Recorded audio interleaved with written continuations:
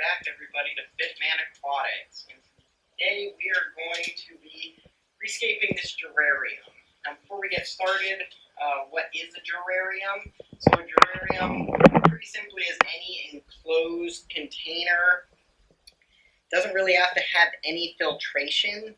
So pretty simple setup. This one I actually used as like a lemonade pitcher. I think I found it at like TJ Maxx or something.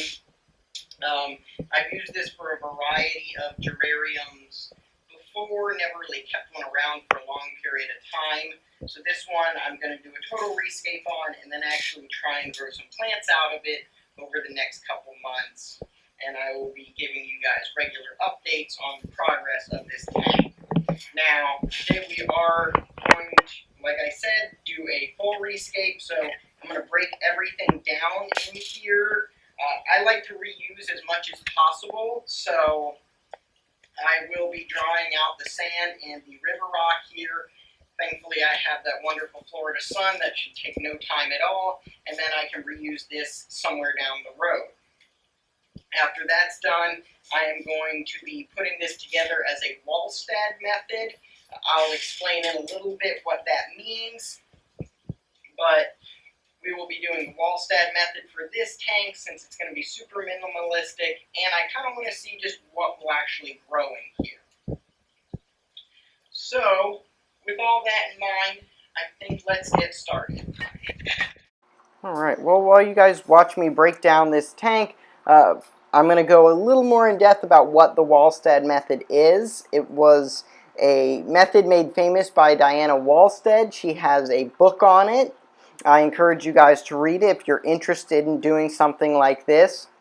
It's a little scientific, lots of jargon or technical terms, but it is an insightful read. Now, to make short of that book, the Walstad method is basically using soil, potting soil or something like that you would get at a hardware store in a tank, and then putting a capper on it. That capper can be sand, it can be gravel, it doesn't really matter what it is. With that said, I have tried sand before, and plant growth isn't real great. They survive, but they didn't really grow and spread. So I would recommend using gravel, but you can use whatever you like.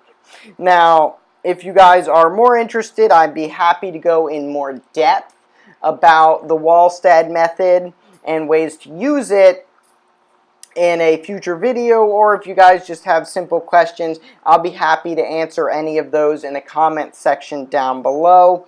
Just drop me a line and I will be happy to answer it to the best of my ability. Alright, so we've cleaned out the tank and we are ready to put everything else in. Now, if you have the money to get your own substrate, it may not be a bad idea, but for a Jarrarium, it really doesn't matter what you use. I have just leftover stuff from previous scapes in here, but you can always do just pea gravel that you can get at Home Depot. A big bag of it's like maybe $3 or $4. So super cheap, that works just fine.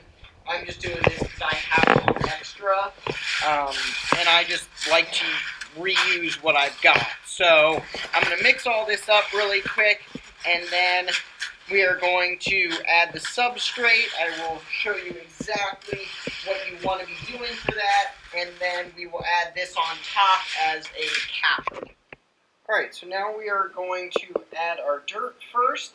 So when doing this, I recommend about 1/4 to 1/2 inch at most. Now I know that seems like a very small amount, but don't worry about that. It's got a lot of nutrients inside this soil, so it's going to be more than enough for most of these aquatic plants, and it'll just slowly leach out into the water and give them nutrients both through the roots, which will eventually reach down this far, or hopefully will reach down this far, and through the water column because it will be leaching out. So I am right now about 1/2 inch, maybe a little bit more, but that's not a big deal. There is a bit of a hill here, so I may even add a small amount, and it's not too big of a deal if you're doing just plants. Now, if you're going to try and add something small, a betta, shrimp, whatever it may be, I definitely recommend being more precise on this and monitoring your water chemistry a lot more, because you don't want them to get any problems with ammonia poisoning. Last time I did this, it actually didn't work out so well, and I ended up with a betta that got mouth fungus and never recovered from it. So rest in peace, the previous Mr. Bird. Hopefully in the near future we will have another one.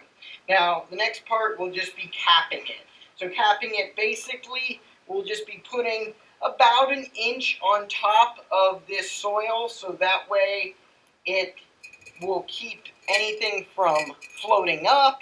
It'll also keep too many nutrients from leaching out into the water. Again, if you have a planted tank, not the biggest deal in the world, but I would still recommend at least a whole inch of substrate on top of this soil to keep it fully capped. Now, you may want to use more gravel than I am using. I'm kind of just using this blend that I showed you earlier, but whatever will work for this. I do not recommend sand. It is not the greatest for plants. And if you have questions about that, feel free to ask me. I'll be sure to answer any of those, but it just doesn't help the roots very much. So I can go into more detail, but looks like we've got almost an inch here. I'm going to add a little bit more. It doesn't hurt if you add a little bit extra over an inch, but I would do no less than an inch. So you don't really want to compact this down. It may make it hard for the nutrients to get out, and it also makes it hard for the roots to get in. So nice loose soil. Again, that's why I recommend no sand for this project, but I've got a little bit in mind. I just like a nice blend, and again, it is what I had left over. Alright, so that looks about complete. So that's about all you need to do to fill up a dirted tank. And I'm going to go ahead and fill this tank, and then we will finish up here. Alright, so now we're all done with the scape, if you will. I will probably have to epoxy this nozzle. I would definitely recommend not getting one with the nozzle. It is just going to make things much more challenging. As you can see, I had to cap it. Hopefully this will keep the water from flowing out. Anyway, so in conclusion, Walstad method is really just using soil, a nutrient-rich substrate, capped by something else on top of it. Doesn't matter whether it's sand, gravel, leftovers that you have, river rock. I don't think it matters all that much, but as you can see, it's just going to need some work. But, you know, that stuff happens. Nothing you can do about it. Anyway, that's pretty much the basics of a Walstad method.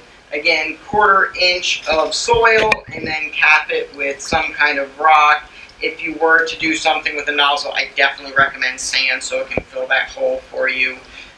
And then future plans, hopefully in another week or two, I will get some plants to kind of grow this tank out. We'll see what happens. I'm going to be using this kind of rinky-dink light right here. Not very powerful, but hopefully can at least grow some low light. Pretty easy to take care of plants. I will also hopefully in the near future be making some other gerariums, one with an actually good light to see how well some other tougher plants can grow. Maybe even a shop light from like Home Depot to see if you can do it on a budget, just save a lot more money. And if I can in the future, I actually do have some seeds that I would like to try and do a seeded gerarium, but we will see how things progress in the near future with other tanks, other scapes, terrariums, all of that. So, if you like this video, please like, share, subscribe. If you have questions, comments, anything like that about terrariums, nitrogen cycle, any of that, feel free to leave them down below in the comments, and I'll be happy to answer anything to the best of my ability. I hope you all enjoyed this video, and it may be useful for you if you're really trying to do some kind of neat, pretty underwater design that you want to put inside your house. So, I think that's all I've got for today, and I will see you all in the next video. Take care.